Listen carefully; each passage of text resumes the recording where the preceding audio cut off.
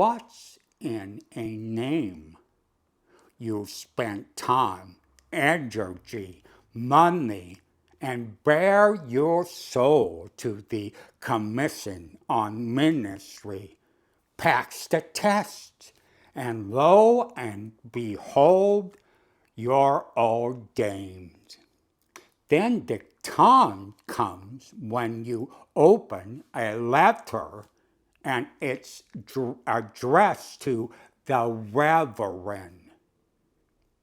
I remember the first time I was called Reverend, I turned around to see who the person was. It's certainly not me. But now you are called Deacon. At least that's what it says in the Sunday bulletin. But is that what your congregation calls you? As I thought about this question, I noticed a difference between what my former parish and my current parish use as my professional moniker. At my former parish, I was first installed as parish administrator, just as I was about to start my seminary education. Even though my parish was aware of my diaconal vocation, the parish was used to call me by my first name, so there was no change after my ordination. But I think the main reason was linked to the rector, who was called by her first name only. Then, at my new parish, where the wrecker is also a woman, the same thing happened, where people call her by name without a title. I find it interesting that male clergy were comfortable using father, but female clergy, at least from my experience, decline to use mother. What about your experience? Maybe you can share in the comment section below. So I say, what's in a name?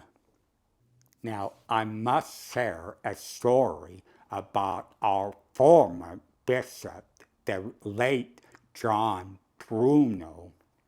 Each time I would see the bishop, which was often because I served on the Commission on Ministry, the bishop would say when he first saw me, "Deacon," and I would answer, "Bishop."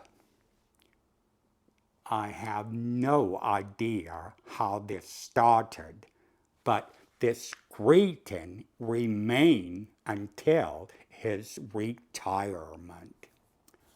One day, I was really thrown by a high church priest who once greeted me as Father Deacon. Have you ever heard of that?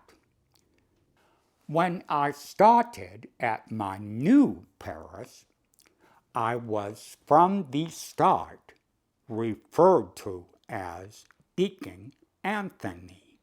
The interesting thing is that at my former parish, they also had a deacon. So that's bring me back to the church's custom.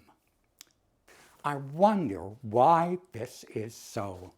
Might this be a pushback against clericalism, or maybe the current use of informality with regard to formal titles? When I was a kid, the moment Cruzy entered a room, people stood.